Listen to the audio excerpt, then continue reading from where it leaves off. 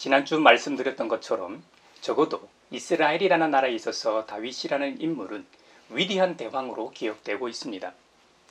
다윗이 초대 왕이었던 사울에 이어 제2대 왕으로 등극하는 과정은 쉽지 않았습니다.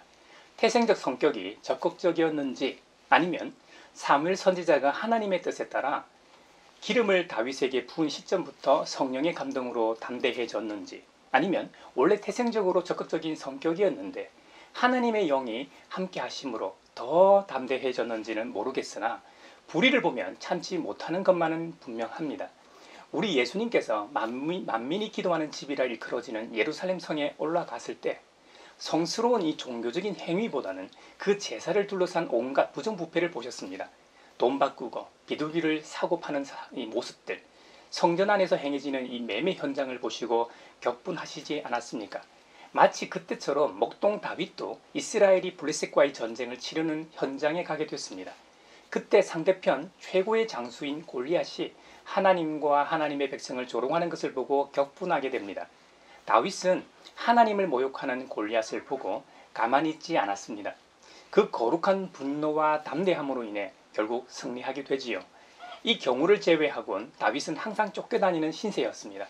잘 알려진 대로 초대 왕이었던 사울의 위협으로부터 자신의 목숨을 지키기 위해 이곳저곳으로 도망 다녀야 했습니다.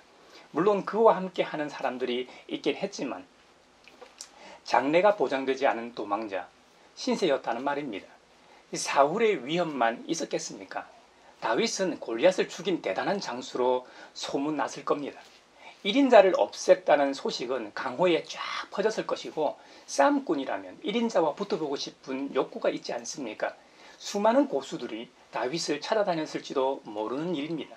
그리고 사울부터 시작하여 블레셋 등 곳곳에서 칼잡이 등 살인 청부업자를 고용했을 겁니다. 그만큼 다윗에게 내걸린 상금도 많았을 겁니다. 다윗은 어디를 가든 나를 노리는 사람이 아닌지 의심했을 것이고 잠도 편하게 자지 못하는 처지였겠지요. 모든 순간이 불안정하고 불행한 시간이었다고 생각했는데 오늘 본문인 사무엘하 7장 1절에서는 그 모든 시간을 이렇게 정의합니다. 주님께서 사방에 있는 모든 원수에게서 다윗 왕을 안전하게 지켰으므로 왕은 이제 자기의 왕궁에서 살게 되었다.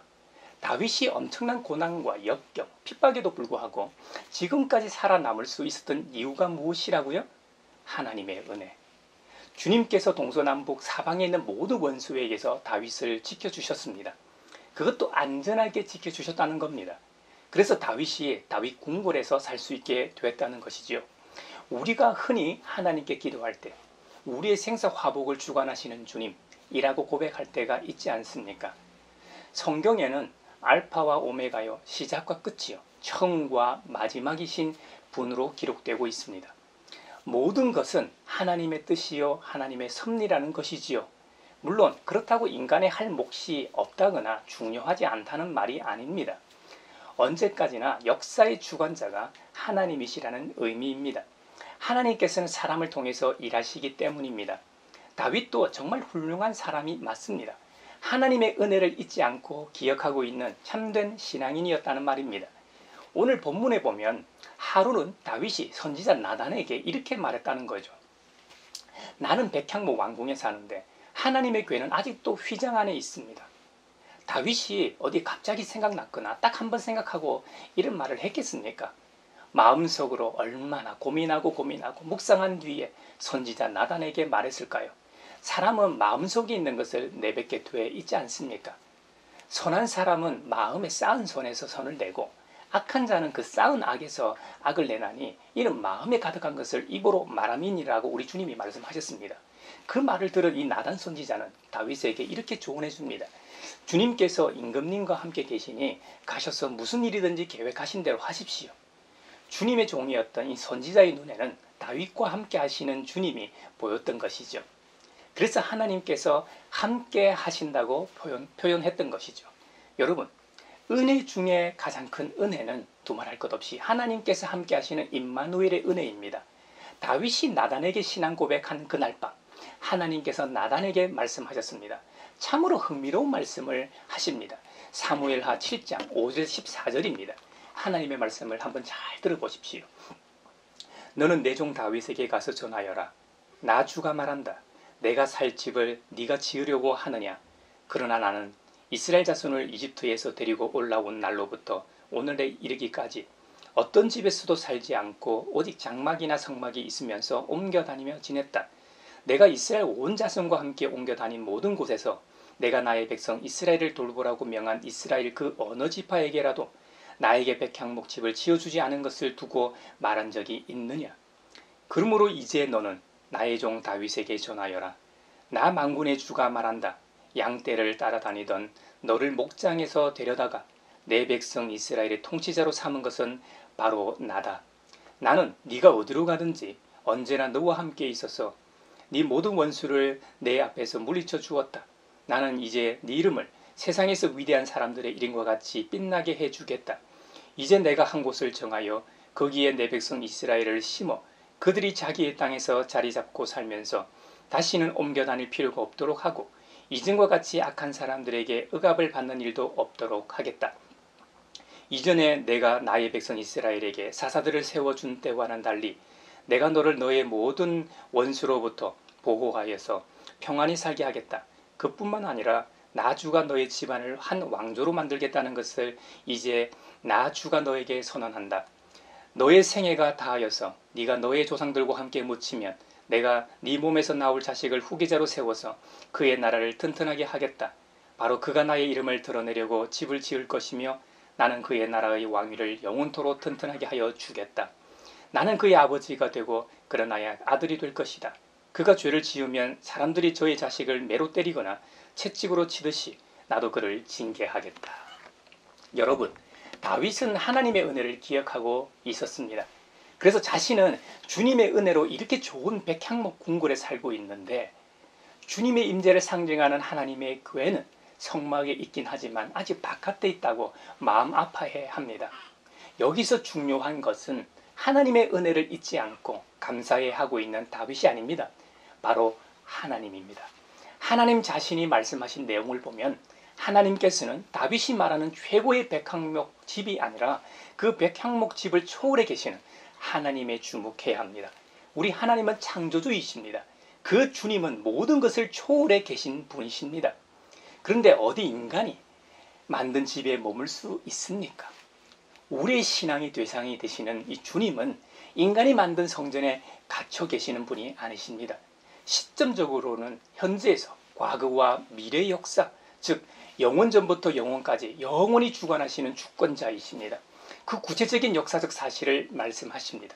나는 이스라엘 자손들을 이집트의 노예로 생활로부터 데리고 나와서 이곳 가나안 땅으로 들어온 지금까지 어떤 집에도 거하지 않았다. 오직 장막과 성막에 있으면서 옮겨 다니며 지냈다고 말씀하셨습니다. 원문에는 옮겨 다니며 지냈다로 번역된 단어가 미트 할레크라고 합니다. 이리저리 걸어 다니다라는 뜻인데요. 우리 하나님은 어떤 한 곳에 제한되어 임재해 계시는 분이 아니심을 분명히 하고 계십니다. 장막이나 성막, 즉 텐트는 이동하기 편리한 수단이죠. 이스라엘 백성들 입장에서는 출애굽 당시 자신들이 하나님의 장막을 짊어지고 광야를 건넜다고 약속의 땅 가나안으로 들어왔다고 생각합니다. 하지만 사실은 오히려 하나님께서 장막 안이 아니라 이스라엘 위에 계셔서 항상 앞에 행하시고 좌우를 살피며 뒤를 지키셨다는 겁니다. 그들을 여기까지 이끌어온 것은 다름 아닌 하나님이시라는 의미입니다. 우리는 여기서 이사 다니시는 하나님을 볼 수 있습니다. 이 시대의 부동산이 불안정하여 이사철이 되면 힘들어하는 이들이 참 많습니다. 그들에게 우리 하나님이 진짜 필요할 겁니다. 누구보다 이들의 마음을 잘 아시는 분이 이사 다니시는 하나님이십니다. 길 위에서 오갈 데 없는 이들에게 있어 우리 하나님은 길 위의 하나님이 또한 되십니다. 그래서 그들이 어디를 가든 항상 함께 하시는 하나님으로 같이 하신다는 겁니다. 우리 하나님께서는 정적인 분이 아니십니다. 앞서 행하시는 분이십니다. 이 말이 바로 동행하다는 말입니다. 나단 선지자에게 가서 다윗에게 전하라고 말씀하십니다. 가라. 그리고 전하라. 나는 집에 갇혀있는 존재가 아니다. 인생의 어느 한 단계에서 머무는 분이 아니시라는 것이죠. 계속해서 우리를 인도하시고 움직이시는 역동적인 하나님이심을 보여주십니다. 이는 인재의 상징인 구름기둥, 불기둥에서 잘 나타납니다. 이스라엘이 출애굽할 때 낮에는 구름기둥, 밤에는 불기둥으로 인도하셨죠. 반면 가나안 땅에 정착한 후로는 이스라엘 백성들이 불순종할 때 천둥을 머금은 심판의 구름기둥으로, 순종할 때는 회복과 축복의 불기둥으로 인도하셨습니다. 제가 표현을 이렇게 했다고 하여 구름기둥은 심판의 기둥으로, 불기둥은 축복의 기둥으로 오해하시면 안 됩니다.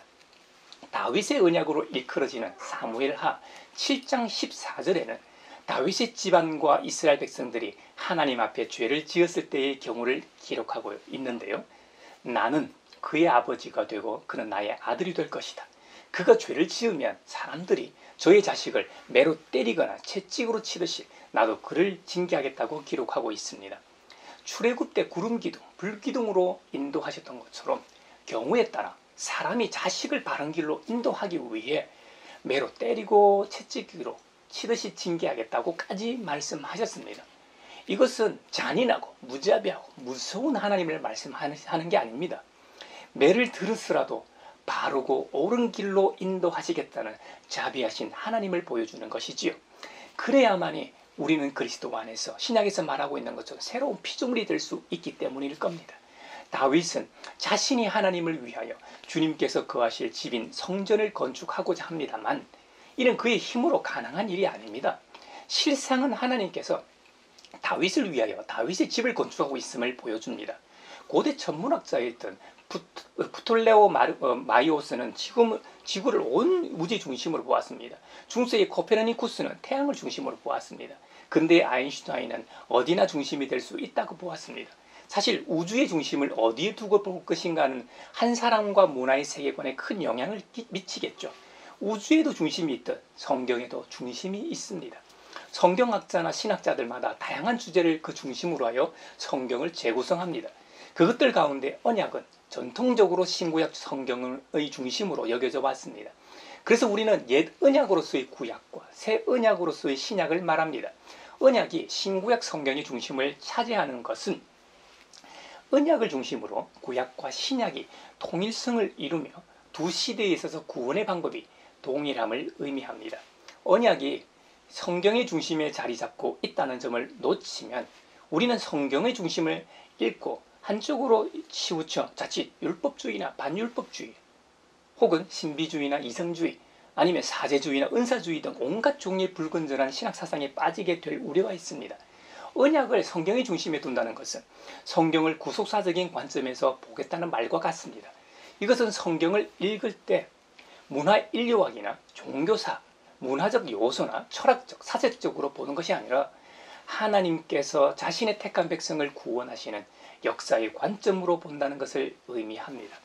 사무엘하 7장에 있는 왕조의 약속은 이후 선지자와 신약 성경에서 메시아 도래를 기다리는 메시아 사상으로 연결됩니다. 겉으로는 다윗 이후 솔로몬과 그의 아들과 아들의 아들들로 대표되는 다윗 왕조입니다.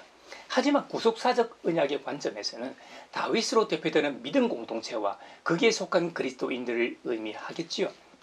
이 일은 훗날 다윗의 후손들 중 이상적인 한 명을 통해 완성될 것입니다. 바로 예수 그리스도이십니다. 예수 그리스도를 기점으로 이전 세대와 이후 세대로 모두를 위한 이 십자가와 부활 사건이 자리하고 있는 것이죠. 그리고 초림의 주님은 장차 재림의 주님으로 오셔서 모든 것을 새롭게 하시고 완성하시게 된다는 것이 성경 중심 주제입니다. 에베소서 2장에 보면 이 예수 그리스도께서는 둘로 나눠진 것을 하나 되게 하신다고 합니다. 하나님과 원수된 것을 십자가의 능력으로 소멸하시고 이 둘을 한 몸으로 만드셔서 하나님과 화해시키신다는 것이죠. 그래서 우리는 그리스도를 가리켜 우리의 평화의 왕이라고 부릅니다. 지금은 저와 여러분이 다 하나님의 백성이 되었습니다만 지난 날에는 육신으로는 이방 사람이었다고 사도 바울은 말합니다. 구약에서는 믿음의 조상 아브라함의 후손이라는 증표로 육체의 할례를 행함으로 표시를 했습니다. 그래서 이방인들은 육체의 할례를 받은 유대인 할례자들로부터 무할례자들이라고 불리며 따돌림을 당하기까지 했다는 것이죠. 그러다 보니 유대인의 하나님과 상관없이 아무 소망도 없이 살았다는 겁니다. 하지만 우리의 평화이신 예수 그리스도로 말미암아 우리는 하나님과 하나가 되었다는 것이지요. 주님께서 하나를 만드신 방법은 다름 아니라 유대 사람과 이방 사람 사이를 가른 담을 자기 몸으로 직접 허무신 것입니다. 심지어 여러 가지 조문으로 되어 있는 계명의 율법을 폐하셨다는 겁니다. 이것은 불완전한 계명을 우리 주님께서 오심으로 온전하게 하심을 의미합니다. 그러므로 이제 이방 사람이나 유대 사람이나 양쪽 모두 원수지간이 아니라 그리스도를 통하여 한 성령 안에서 형제 자매가 됐다는 말입니다. 이것을 에베소서 2장에서는 이렇게 말합니다. 그러므로 이제부터 여러분은 외국 사람이나 나그네가 아니요 성도들과 함께 시민이며 하나님의 가족입니다. 가족은 하나의 공동체라고 합니다. 성경은 여기서 한 걸음 더 나아가 그리스도를 통하여 우리는 한 몸이라고까지 말합니다. 건물의 모퉁이돌을 중심으로 건물 전체가 서로 연결된 것처럼 그리스도를 통하여 하나님의 가족이 된 사람들은 누구나 그 건물의 일부로서 하나가 된다는 겁니다. 이것이 교회의 본질입니다. 사도 바울은 교회라는 단어를 언급하고 있지는 않지만 그리스도의 몸인 교회는 분열을 조장하는 것이 아니라 하나 되는 곳임을 강조합니다. 예전에 6.25 전쟁을 배경으로 강원도 산골 마을에서 일어나는 이 남과 북, 민주주의와 공산주의가 서로 총뿌리를 겨눴지만 동막골이라는 마을에서는 서로 밥도 먹고 이념은 다르지만 어느새 형제애가 생겨 서로를 위해주는 모습을 그린 영화가 있었습니다. 한마디로 동막골이야말로 평화를 가져온 공간이 되었습니다.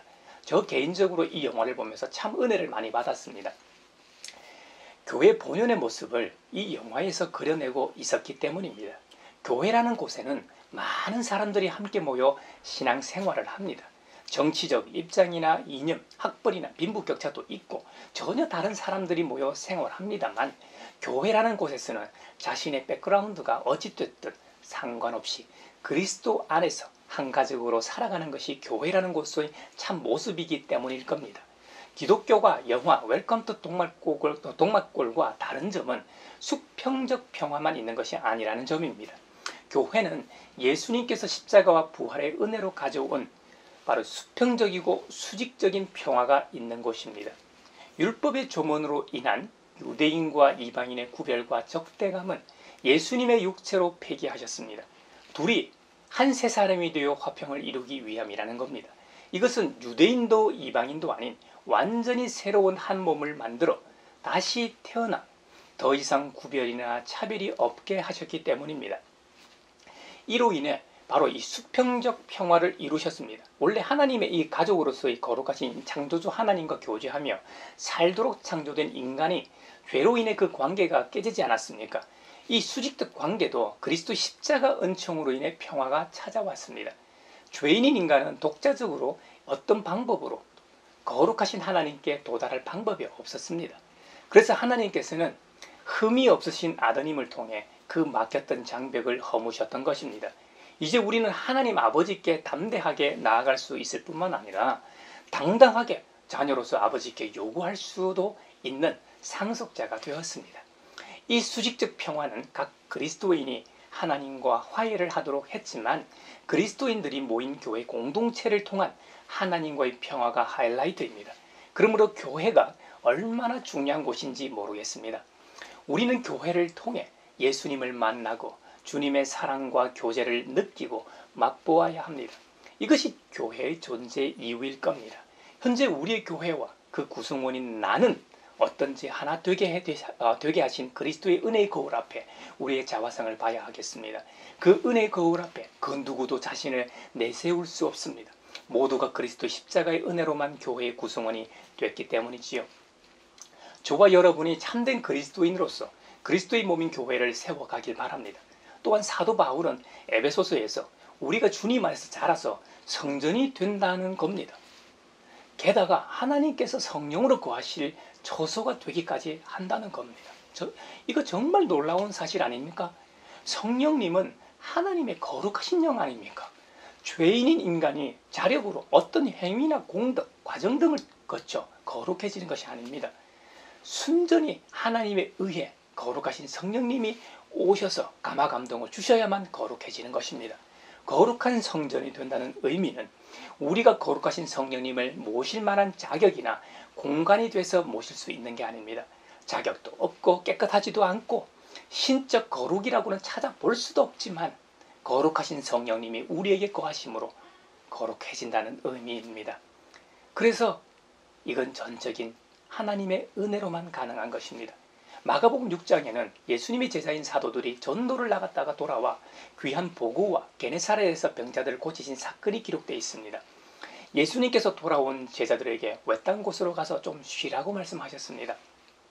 전도 여행을 다녀온 뒤라 성과도 성과지만 피곤한 제자들을 먼저 생각하시는 우리 주님의 참모습을 보게 됩니다. 외딴 곳으로 갔지만 그곳에도 사람들이 참 많았습니다. 예수님과 제자들은 별로 쉬지도 못하고 그곳에서도 무리들을 가르치셨다고 성경은 기록하고 있습니다. 구약에서 하나님께서 이사 다니시는 하나님으로, 길 위의 하나님으로 등장하는 것처럼 신약에서 우리 예수님도 항상 여기저기 옮겨 다니시면서 사역하셨습니다. 예수님의 이 찾아다님은 누군가를 찾기 위함이었습니다. 성경에 수많은 이야기들이 있습니다만 사마리아 수가성 여인을 찾아가신 것도 이런 분이셨기 때문입니다. 뽕나무 위에 있던 삭개오를 만나기 위해 길 위에서 사역하셨던 것입니다. 12의 혈루증 여인을 고통받던 혈루증 여인으로 고통받던 이 여인을 만나기 위해 길 위에 계셨던 것이죠. 지금도 유대인 랍비는 사회적 지위나 위상이 장난이 아닙니다. 예수님 당시 고대 팔레스타인에서는 더 했을 겁니다. 그런데도 그들의 가르침과 예수님의 가르침은 달랐던 모양입니다. 그들은 예수님을 통해 하나님을 바라보았을 겁니다. 예수님이 구약에서 말했던 메시아라고 확신했을 겁니다. 물론 상세하게는 로마의 식민 상황이었기 때문에 정치적 메시아를 더 원했지만 말입니다. 제자들의 전도 여행의 성과나 오병이어 기적 등은 새 창조의 징조일 겁니다. 이것은 어떤 마술적 요소가 가미된 것이 아닙니다. 혹은 자연계를 조작하는 것이 아니라 전적으로 순종하는 삶에서 비롯된 능력이라 하겠습니다. 예수님의 말씀에 순종한 제자들, 자신이 먹으려고 싸운 도시락을 내어놓은 어린아이, 보리떡 5개와 물고기 2마리로 5,000명을 먹을 수 있다고 나눠주라고 했을 때 순종한 제자들의 삶, 주님의 옷장만 만져도 낫겠다는 믿음이 그 능력이란 말입니다. 죄의 구속으로 거룩성을 완전히 상실한 이 세상에 뚫고 들어온 하나님의 주권과 구원의 통치에 자신을 내어 맡길 때 일어나는 결과였습니다. 예수님의 사역은 혼자가 아니었지 않습니까? 언제나 제자들과 함께하는 동력이었습니다. 예수님께서는 헌신한 제자 공동체, 순종하는 그들을 통해 새로운 세상을 활짝 여신 것입니다. 여러분, 진짜 중요한 것은 육신의 질병이 낫는 것도 중요하지만 그것보다 먼저 깨어진 하나님과의 관계의 회복이 본질이었습니다. 그래서 우리 주님은 이 땅에 오셔서 먼저 그들의 필요를 채워주신 다음 하나님 나라와 복음을 전하며 새로운 가치를 전하셨던 것입니다. 우리 교회가 새 창조에 동참하도록 부름받은 곳입니다. 그리스도인 한 사람 한 사람이 깨어진 세상을 다시 회복시킬 창조주 하나님의 사역의 동력자로 부름을 받은 존재들입니다. 이번 한 주간도 저와 여러분이 평화의 왕으로 오신 주님처럼 수평적 평화와 수직적 평화를 함께 누리는 그리스도의 몸의 일부가 되길 바랍니다. 특히 잃어버린 영혼을 찾아 나서시는 이사 다니시는 하나님, 길 위의 하나님과 동행하는 우리 모두가 되길 바랍니다.